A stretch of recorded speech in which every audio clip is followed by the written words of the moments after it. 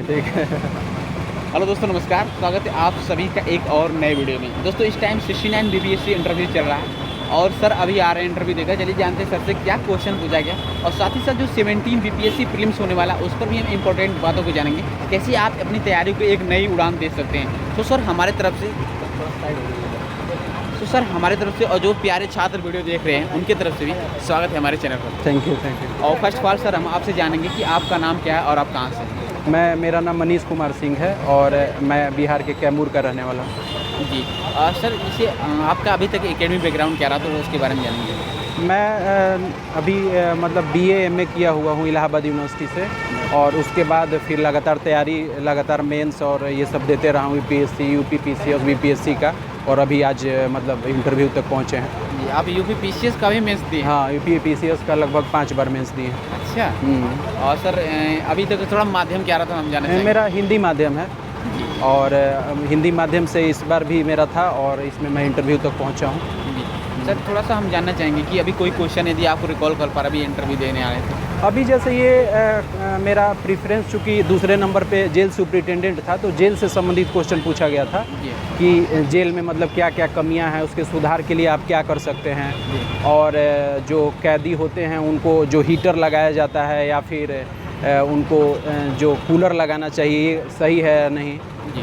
तो इस बात पे थोड़ा सा था। उसके बाद 1-2 क्वेश्चन हिस्ट्री से पूछे हैं, इसके अलावा 1-2 क्वेश्चन फिलॉसफी से पूछे हैं, और यही मतलब नॉर्मली ही पूछे हैं। ज़्यादा देर नहीं चला है, हमें लग रहा है 15 मिनट 16 मिनट चला है, और अच्छे से लोग क्वेश्चन भी पूछ रहे थे, और जैसे जिसमें दिक्कत हो रहा था तो लोग सपोर्ट भी कर रहे थे, ऐसा नहीं था। हाँ जी सर, UPPCS में अभी इंटरव्यू आप दिए हैं? हाँ, 1 बार इंटरव्यू दिए हैं और बाकी 4 बार मेंस फेल हो गए। जी, और BPSC में कौन सा प्रयास है? ये मेरा तीसरा है, 2 बार मेंस दिए थे और ये तीसरा है मेरा। अगर बात करें सर, तो इतने बार आपने प्री और मेंस दिया, तो कहाँ लगता है कि हमें सबसे बड़ी मिस्टेक रही जिससे हमारा सिलेक्शन नहीं हो पा रहा है? सबसे बड़ी कमियाँ क्या रही आपको? नहीं, कमियां तो अपना रहता ही है, लेकिन सबसे बड़ी बात ये होता है कि ऑप्शनल सब्जेक्ट का योगदान जो जैसे अभी तक UPPCS में भी था और BPSC में भी था कि जैसे ह्यूमैनिटी के जो सब्जेक्ट होते थे उसमें बच्चों को ज़्यादा से ज़्यादा 150-160 नंबर तक मिलता था, जबकि साइंस के लोग रहते थे तो उन लोग को 250 मिल जाता था। तो एक कहीं ना कहीं ये गैप था, और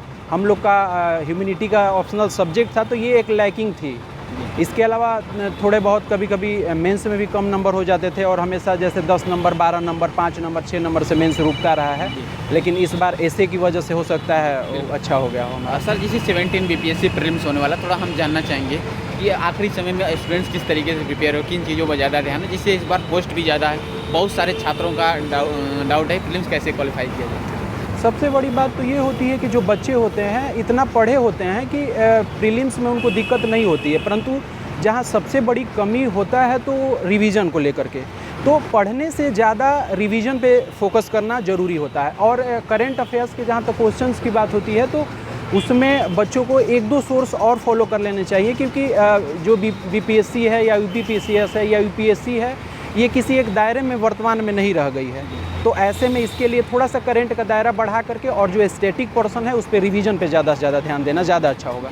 बिल्कुल सर। जैसे साइंस और टेक और एनवायरनमेंट के लिए इसके लिए क्या रिसोर्सेज पड़ा है? पिछली अगर प्रीवियस से कंपेयर करो तो बहुत ज़्यादा क्वेश्चन इस बार उठा रहे हैं, और मॉडर्न हिस्ट्री के। देखिए, मॉडर्न हिस्ट्री की जहाँ तक बात है तो इसके लिए मेरा ऑप्शनल रहा है, तो मुझे ज़्यादा दिक्कत नहीं होती है, क्योंकि उसके लिए हम एक किरण कंपटीशन की हिस्ट्री की बुक आती है तो उसको फॉलो किया जा सकता है। अगर उसको वो थोड़ा सा लेंदी हो जाता है, अगर बच्चे उसको फॉलो नहीं कर पा रहे हैं, तो फिर मॉडर्न हिस्ट्री के लिए स्पेक्ट्रम में भी लगभग फैक्ट अच्छे से दिया रहता है। और वर्तमान में जो सिलेबस हो गया है या क्वेश्चन पूछा जा रहा है उसमें क्या हो रहा है कि कॉन्सेप्ट और फैक्ट दोनों को मिला के पूछा जा रहा है, तो एक इसको सीमित नहीं किया जा सकता है। और मेरे हिसाब से ज़्यादा अच्छा ये है कि जो ज़्यादातर बच्चे स्पेक्ट्रम पढ़ते हैं तो उसको रिवीजन करें, रिवीजन पर फोकस ज़्यादा ज़रूरी होता है। तो साइंस और टेक के लिए क्या रिसोर्सेज पढ़ा जाए? साइंस टेक के लिए तो मैं एक लूसेंट जो आती है उसकी साइंस की, उसी को मैं पढ़ता था और प्रीवियस ईयर पेपर लगाता था साइंस के लिए। और सर थोड़ा सा हम बात जानना चाहेंगे कि थोड़ा पॉलिटी और इकोनॉमिक्स के लिए जो बजट होती है बिहार सरकार की, उसके बारे में क्या? बजट के लिए जैसे घटना चक्र की आती है, उसका आर्थिक समीक्षा करके एक आर्थिकी करके एक आती है, उसमें अच्छे से दिया रहता है, उससे कवर कर सकते हैं। या एडिटोरिया या अन्य जो बुक हैं, इसको इन लोग भी अच्छे से बजट को कवर किए रहते हैं। तो कहीं एक सोर्स से उसको पढ़ के बार बार रिवीजन कर लीजिए, ये ज़्यादा अच्छा होता है। सर थोड़ा सा प्री के बाद मेंस का एग्जाम होता है, तो मेंस के लिए जैसे GS1 और GS2 उसके लिए कैसे प्रिपेयर हो जाता है? और साथ ही साथ बहुत सारे छात्रों का कमेंट्स आ रहा है कि जो अभी तक मेंस नहीं लिखे हैं, तो स्व राइटिंग की शुरुआत कहाँ से कर सकते हैं सर? क्योंकि इस बार पोस्ट भी बहुत ज़्यादा फॉर्म यूपी से भी आने वाले हैं, तो यूपी के बच्चों का डाउट है कि क्या अभी भी मेंस की तैयारी की जा सकती है?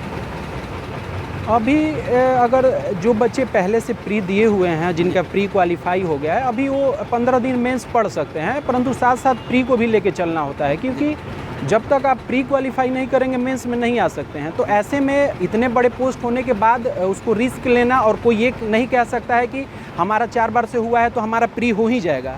तो इसीलिए प्री पे ज़्यादा फोकस करना अभी ज़्यादा ज़रूरी है, उसके बाद मेंस पे करना रहेगा। और मेंस के लिए सबसे बड़ी बात ये है कि अगर आप मेंस राइटिंग स्टार्ट करते हैं तो जहाँ से पढ़ रहे हैं, जिस चीज़ को पढ़ रहे हैं, वहीं से राइटिंग स्टार्ट कीजिए, अपने से ही क्वेश्चन बना करके, क्योंकि इससे ज़्यादा धीरे धीरे आपको सुधार होता है, इसमें अचानक से सुधार नहीं हो सकते हैं। जी सर, इसमें एक बिहार स्पेशल आता है, तो इसके लिए कहाँ से हम मतलब कंटेंट रिसोर्सेज क्या पढ़ सकते हैं? बिहार स्पेशल के लिए सबसे ज़्यादा तो मैं जो फॉलो किया था, तो आर्थिक समीक्षा जो आता है बिहार सरकार का, उसको वो ज़्यादा ऑथेंटिक सोर्स है। इसके अलावा जो अदर बुक हैं उन पे ज़्यादा विश्वास नहीं किया जा सकता, क्योंकि वो कहीं ना कहीं अपने बुक को करने के लिए ज़्यादा उसमें चीज़ें नहीं दिए रहते हैं, जबकि आर्थिक समीक्षा में अच्छे से दिया रहता है, तो उसी से आप पढ़ सकते हैं बिहार के लिए। ये आज थोड़ा सा हम जानना चाहेंगे, जैसे इसमें एक पार्ट ऐसे का होता है, तो वो कहीं ना कहीं इस बार से 1/3 इसका रोल है, आउट ऑफ 900 में 300 मार्क्स का ऐसे आ रहा है, तो ऐसे की कैसे सर बेहतरीन तैयारी की जा सकती है? देखिए, ऐसे के लिए क्या करना होगा कि प्रतिदिन के न्यूज़पेपर में जो चीज़ें आ रही हैं उस पे आपका एक अच्छा नज़रिया होना चाहिए, क्योंकि जब तक आप पेपर को अच्छे से समझेंगे नहीं, तब तक जो ऐसे आ रहा है उतना डायमेनिक होता है कि उसमें फिर आपको सोचने के लिए ज़्यादा दिक्कत होगा, और उसके लिए किसी बुक को सोर्स नहीं बनाया जा सकता है, क्योंकि उसका क्राइटेरिया बहुत बड़ा होता है। तो ऐसे में न्यूज़पेपर ज़्यादा कारगर है उसके लिए। जी सर, कौन सा हिंदी माध्यम में आप पढ़े हैं, कौन सा न्यूज़पेपर बेस्ड होता है? जैसे मैं तो पढ़ता हूँ दैनिक जागरण राष्ट्रीय संस्करण। जी। इसके अलावा जैसे अगर आप कहीं पटना या अन्य सिटी में हैं तो आप हिंदुस्तान को फॉलो कर सकते हैं, और जैसे अगर आप इंग्लिश मीडियम के हैं तो हिंदू आती है, हिंदू तो और हर जगह आती है, परंतु दैनिक जागरण राष्ट्रीय संस्करण केवल दिल्ली में ही आता है। तो ऐसे में आपको ऑनलाइन उसका ऐप डाउनलोड करके मोबाइल में और उसको पढ़ सकते हैं, कोई इसके लिए दिक्कत की बात सर नहीं। थोड़ा सा हम जानना चाहेंगे, जैसे यूपी PCS और BPSC इसको सेम लेकर चलना कितना सेम चैलेंज होता है, और क्या दोनों एक साथ तैयारी कैसे एक साथ लेकर चलें? सबसे बड़ी बात देखिए ये है कि जब आप तैयारी के एक स्तर पे आ जाते हैं तो ज़्यादा डिफरेंस आपको दिखाई नहीं पड़ता है, और प्री का जहाँ तक स्तर है यूपी का भी बिहार के समतुल्य ही है। तो ऐसे में अलग अलग तैयारी नहीं बनता है। आप एक सोर्स से एक चीज़ों को पढ़ लेंगे, हिस्ट्री को, तो यहाँ का हिस्ट्री जो पूछा जाएगा सेम वहाँ भी हिस्ट्री उसी तरह का पूछा जाता है, तो इसमें कोई ज़्यादा डिफरेंस नहीं है। जी हाँ सर, एक लास्ट क्वेश्चन रहेगा कि कई बार छात्र डिमोटिवेट होते हैं, तो मतलब नहीं होगा तो क्या करेंगे? तो प्लान B होना चाहिए। देखिए, प्लान B तो होना ही चाहिए, परंतु जब आप तैयारी कर रहे हैं और ज़िंदगी का एक बड़ा रिस्क लेने के लिए तैयार हैं, तो रिस्क लीजिए। फिर पीछे हट के और दो तरफा चलने पे तो नुकसान होता ही है। अब जय चाहे छय का ले करके एक आप चल सकते हैं, उसमें रिस्क के तो लेना ही है, ज़िंदगी तो एक रिस्क की है। जी सर, कोई मोटिवेशन इंस्पिरेशन लाइनों के साथ अपनी बातों को समाप्त किया जाए? ये कहा जा सकता है कि अगर इंसान के अंदर जुनून जिद हो तो कोई भी साधन हो या कोई भी आपका स्रोत हो या किसी भी प्रकार की रुकावटें उसमें बाधा नहीं डाल सकती। तो सर थोड़ा सा इधर देख लीजिए एक बार। Thank you. एक बार थोड़ा उधर देखिए।